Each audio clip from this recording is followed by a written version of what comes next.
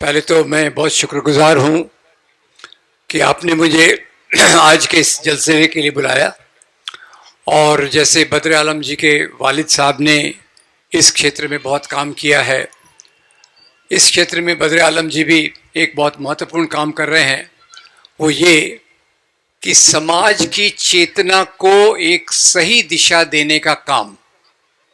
मैं ये मानता हूँ कि राजनीति बहुत महत्वपूर्ण है, पर राजनीति से भी ज़्यादा महत्वपूर्ण इम्पॉर्टेंट जो है वो है विचार।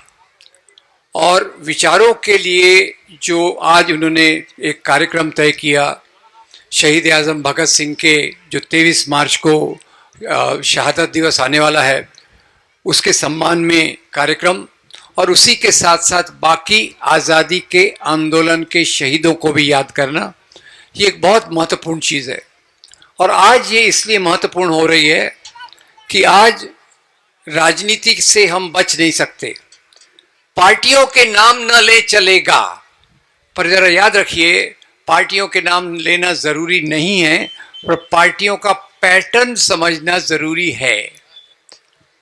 दो प्रकार की पार्टियां हैं, दो प्रकार के राजनीतिक प्रवाह हैं। एक राजनीतिक प्रवाह वो है जिस रास्ते पर डॉक्टर अंबेडकर चले, भगत सिंह चले, महात्मा गांधी चले। ये तीन का जो मेरा जोड़ा आपने यहाँ रखा है बद्र आलम जी, इसके लिए आपका बहुत बहुत शुक्रिया। ये तीन मेरे सबसे बड़े आदर्श हैं। इसलिए सबसे बड़े आदर्श हैं, महात्मा गांधी देश के सभी लोगों को जोड़ते हैं। पहले कोई मद्रासी, कोई मलयाली, कोई बंगाली, कोई आसामी, कोई उत्तर प्रदेश वाला, और उनको एक भारतीय बनाने वाला जो व्यक्ति था वो था मोहनदास करमचंद गांधी। उसके बाद शहीद आज़म भगत सिंह, क्या किया उन्होंने? मेरे पहले के वक्ताओं ने बहुत अच्छे से बहुत सारी बातें कह दी। जीवनी के बारे में आनंद जी ने कहा, समीना बेगम जी ने भी बहुत अच्छी बातें कही। मैं उनकी जीवनी को नहीं दोहराऊंगा।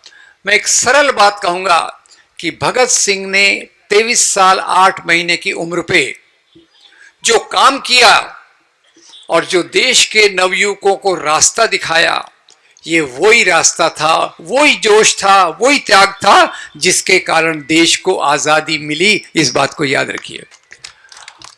और तीसरे, भीमराव बाबा साहब अंबेडकर, कहना ही क्या।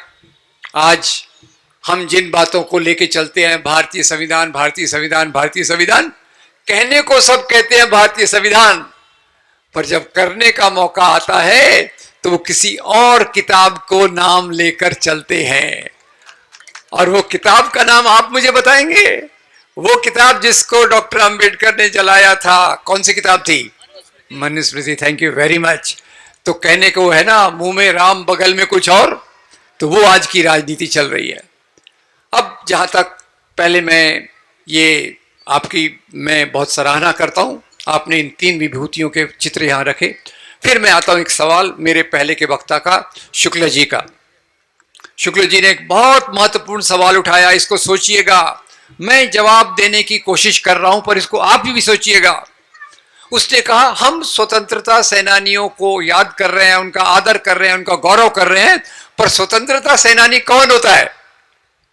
क्या महाराणा प्रताप की वो काल्पनिक बेटी जिसके हाथ से ऊद बिलाव घास की रोटी छीन कर ले गया, क्या वो महाराणा प्रताप हमारे स्वतंत्रता संग्राम के सेनानी थे? सोचिएगा। मैं महाराणा प्रताप की बहादुरी को कम नहीं आंक रहा, छत्रपति शिवाजी महाराज की बहादुरी को कम नहीं आंक रहा, पर स्वतंत्रता संग्राम क्या होता है ये समझने की जरूरत है। और उसके लिए समझना पड़ेगा गुलामी, देश की गुलामी क्या होती है। सरल भाषा में, जब आप गुलामी के खिलाफ विद्रोह करते हैं, वो स्वतंत्रता संग्राम होता है। अब उसकी भी दो परिभाषाएं, एक मजाक में कहता हूं और ये सवाल मैं कई मीटिंग्स में पूछता हूं, हमको आजादी कब मिली? एक्सक्यूज मी, आपको जवाब देना है। आजादी कब मिली? 2014।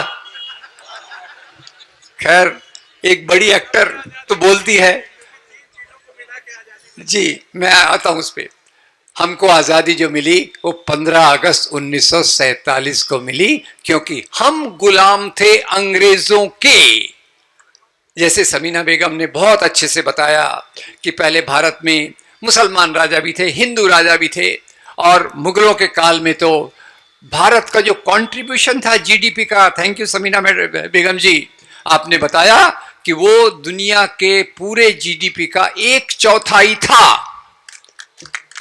और अंग्रेजों के, जब अंग्रेज यहां गए तो अंग्रेजों ने पूरा लूट खसोट लिया और हमारा जो जीडीपी दुनिया का कंट्रीब्यूशन था वो 4% हो गया, 25% से गिरकर 4% हो गया। तो जो कहते हैं कि 2014 को आजादी मिली, उनका बहुत बहुत धन्यवाद, पर आजादी का मतलब आपको समझने की जरूरत है। वो मैडम को भी बता दीजिएगा, वो मैडम आपको जानते होंगे ना, बहुत बड़ी एक्टर है, कभी मणिकर्णिका के नाम पे झांसी की रानी बन जाती है, बहुत बहादुरी बात बताती है लकड़ी के घोड़े पर बैठकर, और बोलती है देश 2014 को आजाद हुआ। खैर एनीवे, अब भगत सिंह को हम किस संदर्भ में देखें? पहले तो ये देखें कि देश की गुलामी, उसके खिलाफ संघर्ष चल रहे थे। देश की गुलामी के खिलाफ संघर्ष चल रहे थे। किसी भी व्यक्ति का मूल्यांकन जब करना होता है तो उसको सापेक्षता में करना होता है। भगत सिंह जब भगत सिंह पटल पर आए तो एक तरफ आजादी का आंदोलन चल रहा था, और 1920 के बाद से महात्मा गांधी इसके सर्वमान्य नेता बन गए थे। और महात्मा गांधी का एक सरल सिद्धांत था कि लोगों की भावनाओं का आदर करो, एक सर्वसमावेशी इंक्लूसिव धर्म को मानो। धर्म को इस प्रकार से नहीं मानो, अगर मैं हिंदू हूं तो मुसलमान अगर है तो मेरा दुश्मन है, अगर मैं मुसलमान हूं तो हिंदू मेरा दुश्मन है। उस प्रकार के राजनीतिक प्रवाह भी थे। तो 3 प्रकार के राजनीतिक प्रवाह थे। एक राजनीतिक प्रवाह इस्लाम के नाम पे राष्ट्र बनाना चाहता था, पहचान लिया आपने। एक राजनीतिक प्रवाह हिंदू धर्म के नाम पे बनाना चाहता था, और तीसरा प्रवाह था जो सभी लोगों को जोड़कर स्वतंत्रता, समता, बंधुता के मूल्यों को विकसित करना चाहता था, और भगत सिंह इसी परंपरा में थे। अब इसी परंपरा में शायद आनंद जी ने एक उल्लेख किया कि एक परंपरा थी क्रांतिकारियों की। ये अपने आप को दूसरे आंदोलन से अलग मानते थे। अलग इसलिए नहीं मानते थे कि उनके मूल्य अलग थे, पर वो कहते थे नौजवान थे, खून गर्म था, जल्दी चाहिए आजादी। तो शुरू में वो हिंसा में विश्वास रखते थे, और इसलिए वो एक अनुशीलन समिति नाम का एक संगठन था कलकत्ता में, और कलकत्ता के अनुशीलन समिति में के बाद खासतौर से चंद्रशेखर आजाद और शहीद आजम भगत सिंह और बाकी जिन लोगों का नाम लिया गया, इन्होंने मिलकर बनाया Hindustan Republican association. Hindustan Republican association, नाम को जरा ख्याल कीजिए, आगे इस नाम को मैं विकसित करूंगा, और नाम का मतलब भी समझिए। भगत सिंह आए, और भगत सिंह की एक बात खास तौर से आज आप बता दूंगा कि भगत सिंह पढ़ने के बहुत शौकीन थे, लिखने के बहुत शौकीन थे। बीच में तो बात में आऊंगा, पर उनकी एक अंतिम बात पहले बता दूं। फांसी की सजा के लिए लाहौर की जेल में है, लाहौर के जेलर के लिए मुसीबत खड़ी कर दी। क्या मुसीबत खड़ी कर दी? उन्होंने लाहौर के जेलर को रिक्वेस्ट किया कि मुझे यहाँ की लाइब्रेरी की किताबें पढ़ना है। अब जेलर एक के बाद एक किताब ला के देता रहा, भगत सिंह उसको चाट जाते, किताबें खत्म हो गई, तो उन्होंने कहा बाहर की लाइब्रेरी से ला के दो ना, मुझे और पढ़ना है, मेरे पढ़ने की भूख जा नहीं रही। और ये आज उस समय बोल रहा हूं मैं जब पढ़ने की भूख नहीं है। मुझे बहुत खुशी है कि लोग कह रहे हैं आपकी किताबें खत्म हो गई, पर ज्यादातर आजकल पढ़ने की आदत कम होती जा रही है। मुझे बहुत अच्छा लगा जब आनंद जी ने कहा कि वो रोज सुबह 2 घंटा पढ़ने की कोशिश करते हैं। तो भगत सिंह में ये बात थी, और इस बात का उच्चतम बिंदु देखिए, 24 मार्च को उनको फांसी दी जाने वाली थी, 23 मार्च को उसको प्रीपोन कर दिया गया, जल्दी कर दिया गया। जेलर आया और उसने कहा भगत चलो, तुम्हारी फांसी का वक्त हो गया है। पहली बात तो ये कि जैसे अशफाकुल्लाह जी के बारे में बताया गया, फांसी का कोई गम नहीं, बस वो मजे में रहते थे, मजे में यानी जो भी अपना काम करते रहते थे। और जब जेलर आया, तो इस बात को जरा नोट कीजिएगा, जेलर आया तो उन्होंने कहा जेलर साहब मुझे 10 मिनट और दीजिए। बोले क्यों, क्या बात है भाई? बोले मैं एक किताब पढ़ रहा हूं, मैं किताब पढ़ रहा हूं, किताब के 4 पन्ने बाकी है, वो मैं पढ़ लूं तो मैं आपके साथ फांसी के फंदे पर झूल जाऊंगा। ख्याल कीजिए, मैं मरने वाला हूं, फांसी होने वाली है, पर अपने ज्ञान की लालसा को पूरा करके मरूंगा। और यही उनके जीवन का मूल मंत्र था, जिसके कारण उन्होंने पत्रकारिता की, किताबें लिखी। 23 साल 8 महीने में जो उन्होंने साहित्य की रचना की, उस पे कलेक्टेड वॉल्यूम्स निकले हुए हैं। और कलेक्टेड वॉल्यूम्स बहुत बड़ी किताब है, बहुत सारी किताबों का मैं जिक्र करूंगा और उसमें आऊंगा। तो खैर, आनंद जी की बात में थोड़ा जोड़ते हुए, शुरुआत में वो जो पहली बात तो ये है कि हिंदुस्तान जो उनका एसोसिएशन था, इसमें उन्होंने सोशलिस्ट शब्द को ऐड कराया। पहले हिंदुस्तान एसोसिएशन था, हिंदुस्तान रिपब्लिकन एसोसिएशन था, उसमें उन्होंने नाम ऐड कराया हिंदुस्तान सोशलिस्ट रिपब्लिकन एसोसिएशन। तो आज मुझे बहुत खुशी हुई। लोहिया जी को मानने वाले बहुत हैं, समाजवाद की अलग अलग प्रकार की परिभाषाएं हैं, कार्ल मार्क्स से लेकर तो राम मनोहर लोहिया, पर मुख्य बात एक ही है कि उत्पादन के साधनों पर जनता का नियंत्रण रहे, उत्पादन के साधनों का फायदा जनता को मिले। और इसलिए आज मुझे याद आता है, आज के समय में राजनीतिक पार्टी का नाम तो मैं नहीं लेने वाला, पर उत्पादन के साधन कहां जा रहे हैं? जनता से जो भी किसी ने कहा 70 साल में जो भी बनाया 7 सालों में बेचा जा रहा है, एक के बाद एक, एक के बाद एक। और सोशलिज्म का दूसरा एक मोटा मतलब होता है गरीब अमीर के बीच की खाई को कम करना। अमीर ज्यादा अमीर न रहे, गरीबों की गरीबी ज्यादा न बढ़े, और मजदूरों को उनका हक मिले, किसानों का उनका हक मिले, सब लोगों को अपना हक मिले। ये सोशलिज्म की मोटी परिभाषा, इसका एनालिसिस मत कीजिए, ठीक है। आज क्या हो रहा है? आज आपको बता दूं, अडानी का मामला तो चल रहा है, राजनीतिक मामला नहीं है, ये व्यवस्था का मामला है।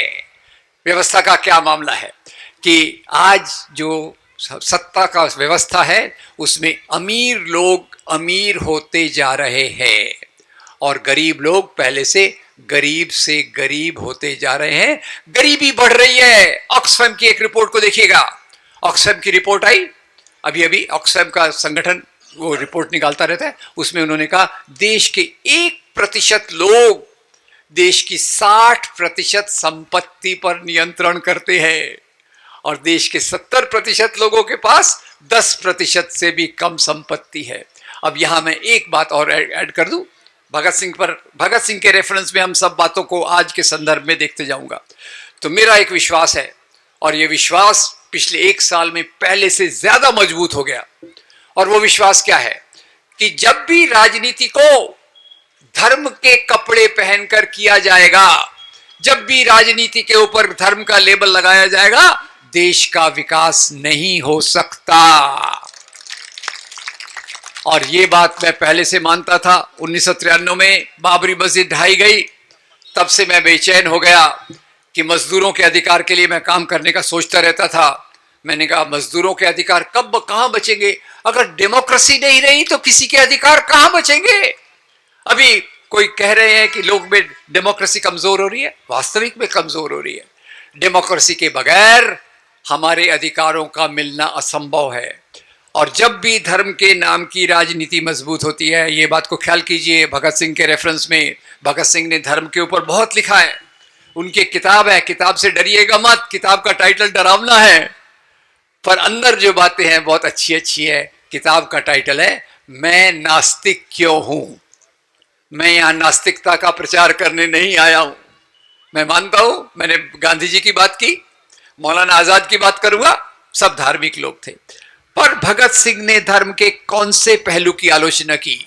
2 पहलुओं की। एक पहलू की आलोचना उन्होंने की कि धर्म के नाम पे लोग आडंबर खड़ा करते हैं, अंधविश्वास पैदा करते हैं, केवल कर्म कांड को धर्म मान के चलते हैं।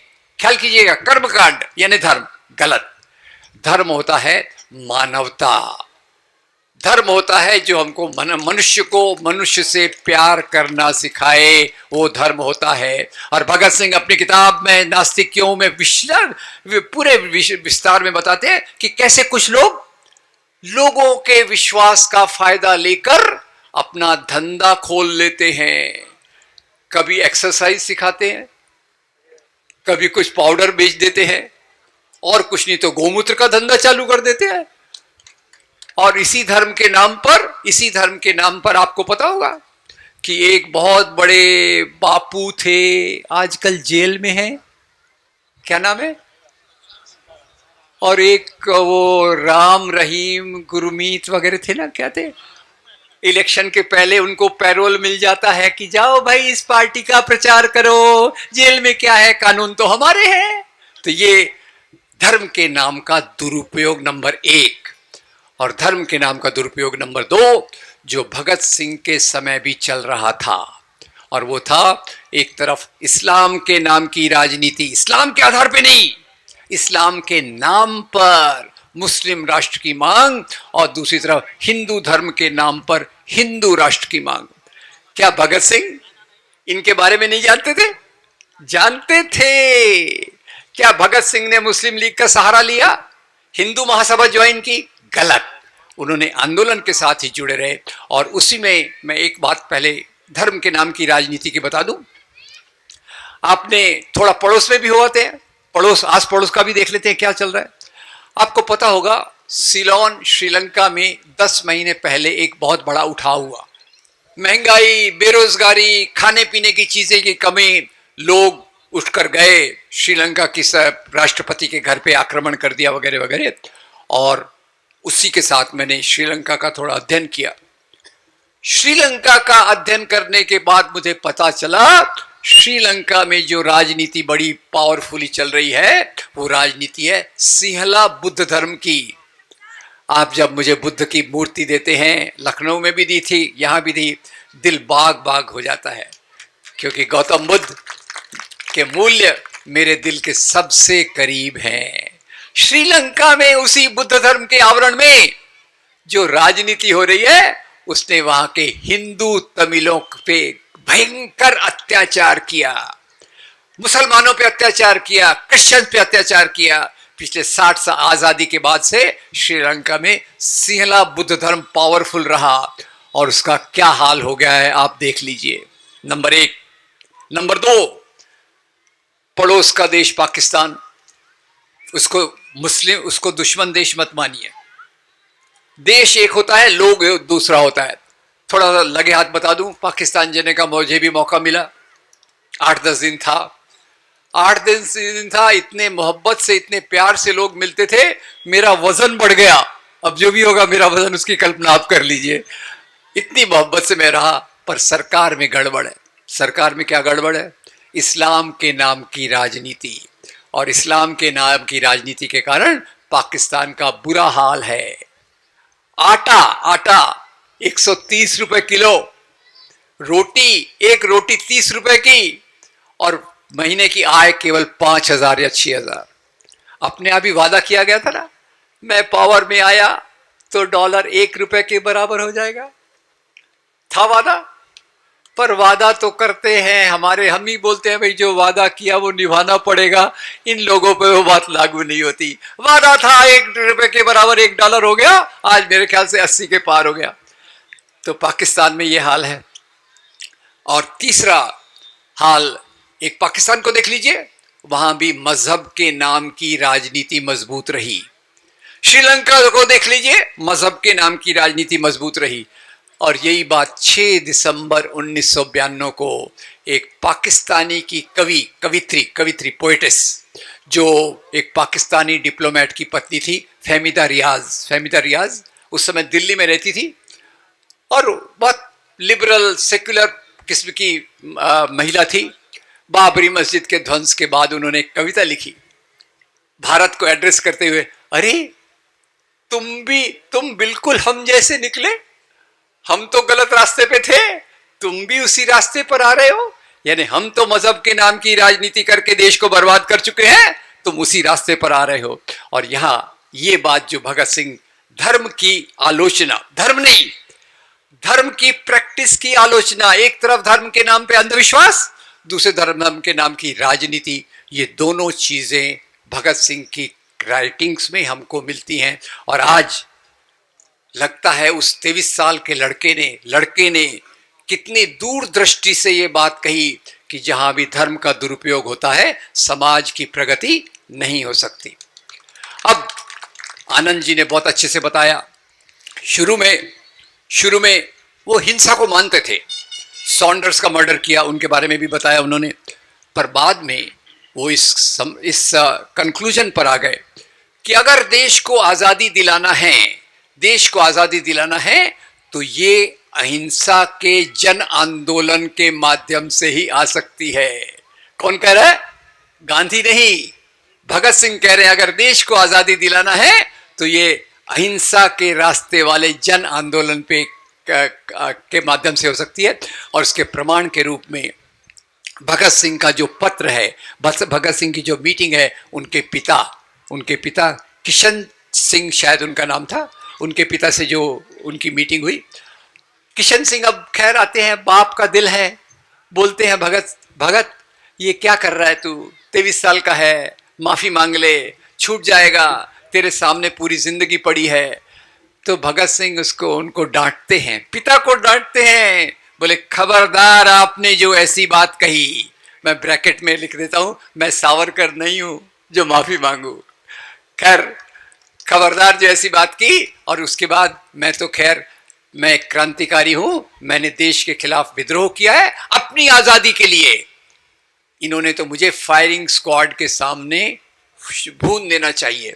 और पिता को कहते हैं खैर मैं तो जा रहा हूं, पर मैं आपको एक सलाह देता हूं कि आप आज़ादी के रास्ते पे, उनके पिताजी कांग्रेस पार्टी के थे, उसके वो चुनकर भी आए थे, और पिता को उन्होंने सलाह दी कि आप आज़ादी के आंदोलन में शामिल होइए और गांधी के रास्ते पर चलिए। ये मैं नहीं कह रहा, भगत सिंह कह रहे हैं। यानी शुरू में जवानी का जोश, जो भी चीज़ें हैं, हिंसा का रास्ता, और बाद में जैसे उन्होंने गांधी का रास्ता भी अख्तियार किया, हंगर स्ट्राइक पे भी गए।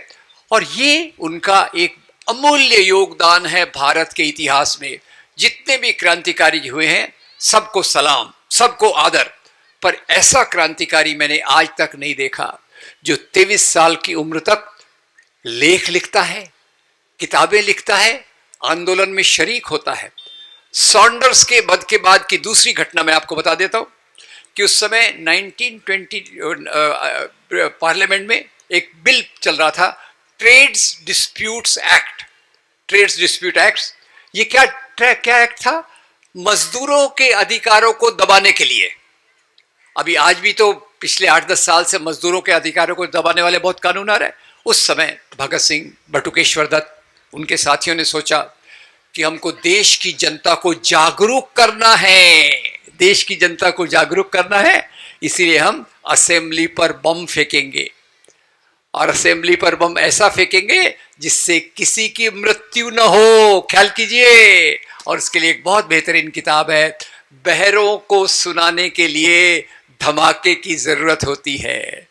कई बार बम फोड़ा जाता है मारने के लिए, इन्होंने कहा हमको बहरों को सुनाना है। असेंबली में गए, वहां से बम फेंका ऐसी जगह पर जहां किसी को चोट ना पहुंचे, और उसी के साथ उन्होंने वहां पर्चे फेंके। हम ब्रिटिश सत्ता का विरोध करते हैं, हम जो उपनिवेशवाद का विरोध करते हैं, मजदूरों के अधिकार अमर रहें, ऐसे वो नारे लगाते रहे। और वो पकड़े गए, भागे नहीं, पकड़े गए।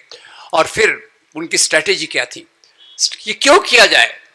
जैसे बताया गया कि उन्होंने कहा मैं खुद का मुकदमा खुद लड़ूंगा। क्यों भाई?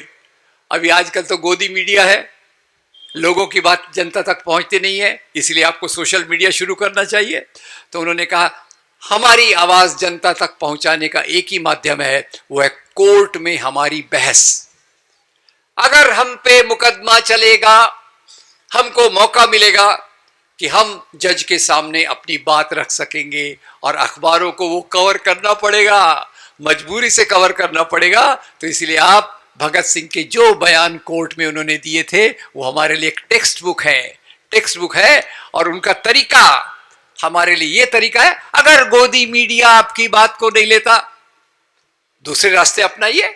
आजकल तो व्हाट्सएप है, क्या व्हाट्सएप का उपयोग उन्हीं को करना है? क्या हम व्हाट्सएप का अच्छा उपयोग नहीं कर सकते? भगत सिंह से हमको ये सीखना है कि बद्रे आलम जी जो कर रहे हैं लोगों को, ये असली आवाज को लोगों तक पहुंचाने के लिए, लोगों को जगाने के लिए, भगत सिंह ने वो काम असेंबली में बम डालकर किया। और खैर, ये उनकी जितनी तारीफ की जाए कम है, पर सवाल तो ये है कि हमको इससे सीखना चाहिए। पहला कि हिंसा के रास्ते से समाज बदल नहीं सकता। हमारे कई भटके हुए दोस्त हैं जिन्होंने कहा जो सत्ता है वो बंदूक की नली से निकलती है। अरे आपके पास एक बंदूक की नली है, सरकार के पास 1000 बंदूक की नलियां हैं, क्या करेंगे आप?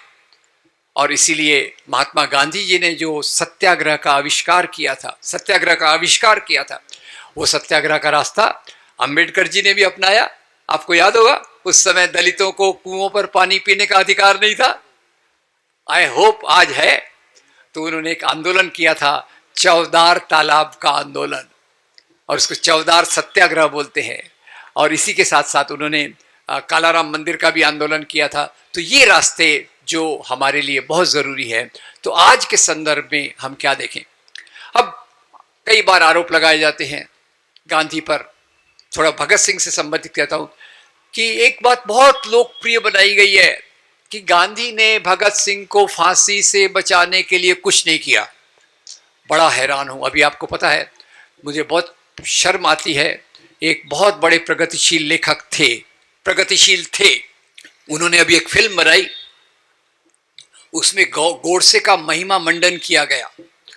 एक फिल्म और आई थी, मैंने उसका क्लिप देखा था, घूम रहा था, और उसमें गोडसे बयान देता है कोर्ट में, ऐसा बताते हैं वो कि महात्मा गांधी के प्रति मेरा बहुत गुस्सा था। गुस्से का पहला कारण था कि जब भगत सिंह को फांसी के बाद भारतीय राष्ट्रीय कांग्रेस ने, ये आज वाली कांग्रेस की बात नहीं कर रहा, नहीं तो आप बोलेंगे मैं पॉलिटिकल बात कर रहा हूं, भारतीय राष्ट्रीय कांग्रेस ने जो प्रस्ताव किया था भगत सिंह की फांसी का विरोध करते हुए, महात्मा गांधी ने उस प्रस्ताव का विरोध किया। ये फिल्म में बता रहे हैं। और दोस्तों, मैंने इसका स्टडी किया, मैंने पढ़ा, इससे बड़ा झूठ नहीं हो सकता। 1931 में भगत सिंह को फांसी हुई 23 मार्च, और उसके थोड़े दिन बाद कराची में कांग्रेस का अधिवेशन हुआ। और कराची अधिवेशन में सबसे पहला प्रस्ताव कौन सा पास हुआ? वो प्रस्ताव था अंग्रेजों की निंदा का प्रस्ताव कि आपने भगत सिंह जैसे महान देशभक्त को फांसी क्यों दी। और वो प्रस्ताव को किसने लिखा था? मोहनदास करमचंद गांधी।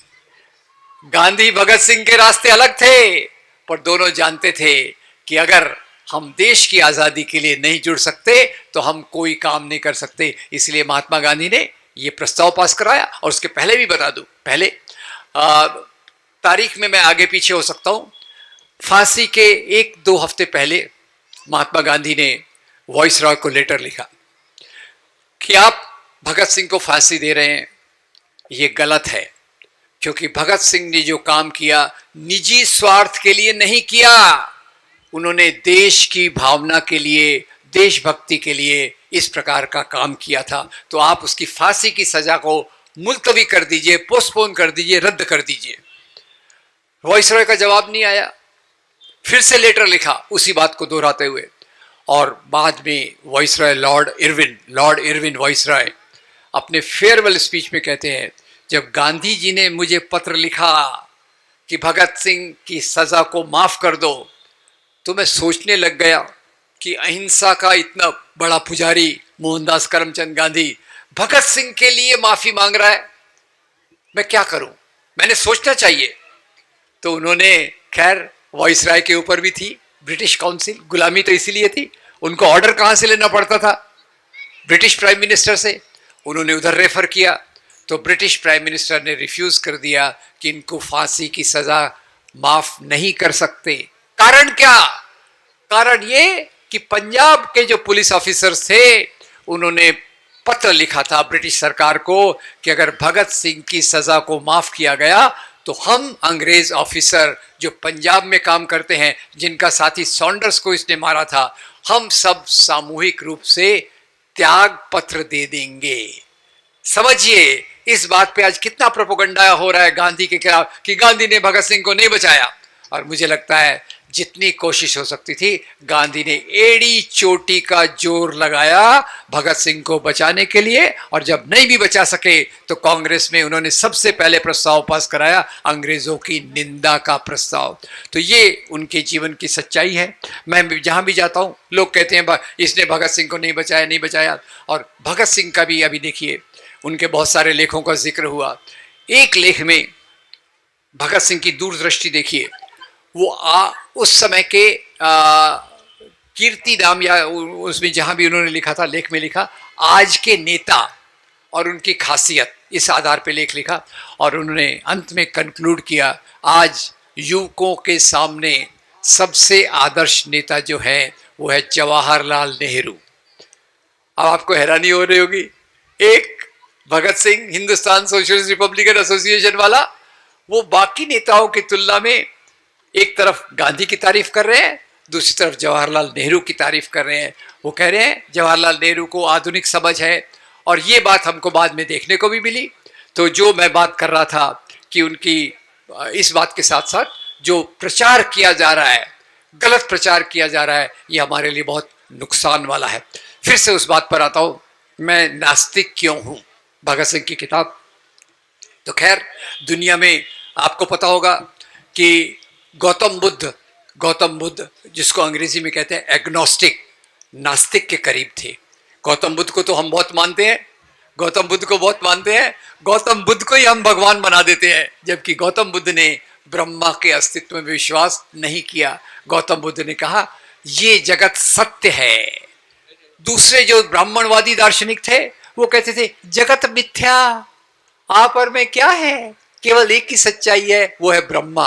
और उसके खिलाफ गौतम बुद्ध ने कहा जगत सत्य है, मेरी दुख, मेरी पीड़ा, मेरी भूख, मेरा बाकी ये सब सत्य है, और जब तक हम इस सत्य को नहीं पहचानेंगे इसके खिलाफ हम काम नहीं कर सकते।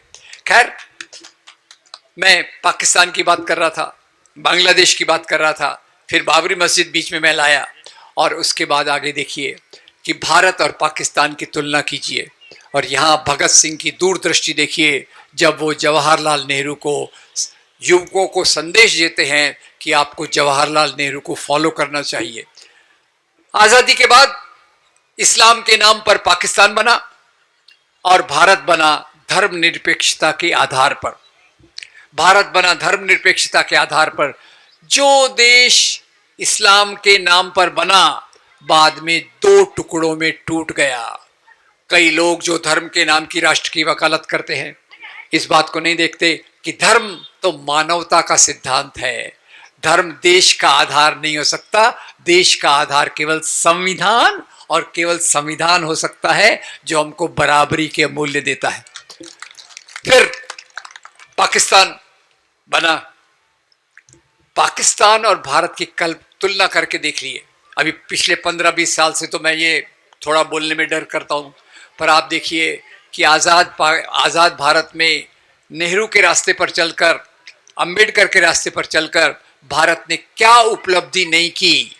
आप देखिए मंदिरों की बात होती है, मंदिरों में हमारे बड़े बड़े उद्घाटन होते हैं। अभी पहले उल्लेख किया गया कि जवाहरलाल नेहरू ने राष्ट्रपति राजेंद्र प्रसाद को कहा कि आप सोमनाथ मंदिर का उद्घाटन करने मत जाइए, ये धर्म को राजनीति में मत लाइए। और आज तो हम देखते हैं बहुत खूबसूरत खूबसूरत कपड़े पहनकर, 5-5 बार ड्रेस बदलकर मंदिरों का उद्घाटन किया जाता है। नेहरू के लिए मंदिर क्या थे? नेहरू के लिए भी मंदिर थे। 1954 में भाखड़ा नांगल बांध का उद्घाटन करते समय जवाहरलाल नेहरू ने कहा ये जो बांध है जिससे हमारी खेती सुधरेगी, ये जो इंडस्ट्रीज है, Bhilai steel plant, Durga steel plant, Raipur Rourkela steel plant वगैरह वगैरह, ये जो हमारे IITs हैं, ये जो हमारे साइंटिफिक रिसर्च इंस्टीट्यूट है, Bhabha atomic research centre, ISRO, ये हमारे आधुनिक भारत के पूजा के स्थान हैं। तो दो प्रकार के मंदिर आ गए। एक मंदिर जवाहरलाल नेहरू ने कहा और दूसरा मंदिर 1980 के बाद एक रथ यात्री थे, पहचानते आप? उन्होंने कहा ये क्या है इंडस्ट्री, एजुकेशन वगैरह वगैरह, हमारे मंदिर तो मस्जिदों के नीचे हैं, मस्जिदों को तोड़ो मंदिर बनाओ, देश की समृद्धि हो जाएगी। तो हम जिस गलत रास्ते पर चल रहे हैं, ये रास्ता हमारी प्रगति नहीं कर सकता। हमारी प्रगति करने के लिए हमको उसी नेहरू के रास्ते पर आना पड़ेगा, भगत सिंह की दूरदृष्टि पर आना पड़ेगा। और भगत सिंह उससे भी आगे जाकर कहते हैं कि अगर अंग्रेजों के जाने के बाद इसी प्रकार की शोषण की व्यवस्था बनी रहे तो देश में हमने कुछ हासिल नहीं किया। हमारा उद्देश्य होना चाहिए कि मजदूर को बराबर मजदूरी मिले, किसान को बराबर उसका हक मिले, नौजवानों को नौकरी मिले।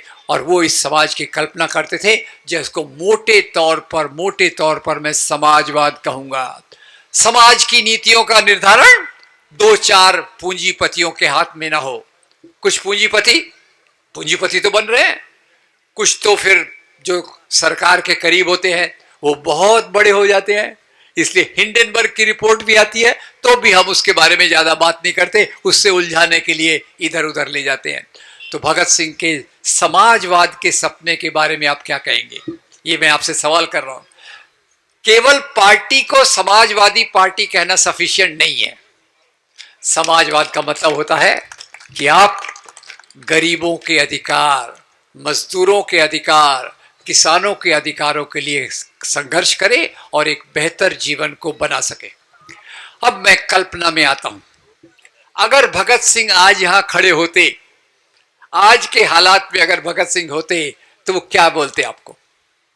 मेरा तो वो दर्जा नहीं है कि मैं भगत सिंह के लेवल पे बात कर सकूं। मोटे तौर पर मुझे लगता है भगत सिंह सबसे पहले कहते कि इस देश में जो नफरत फैलाई गई है वो हमारी अवनति, हमारे नीचे गिरने का आधार है। और जो नफरत धर्म के नाम पर फैलाई गई है वो नफरत को दूर करना हमारा काम है। ये वो देश रहा है जहां गंगा जमनी तहजीब सबसे महत्वपूर्ण रही है। एक तरफ अशफाकुल्ला खान का नाम आता है, बहादुर शाह जफर का नाम आता है, दूसरी तरफ बाकी उन नेताओं का नाम आता है, भगत सिंह हो, चंद्रशेखर आजाद हो। ये वो देश है जो मिली जुली परंपराओं का देश है।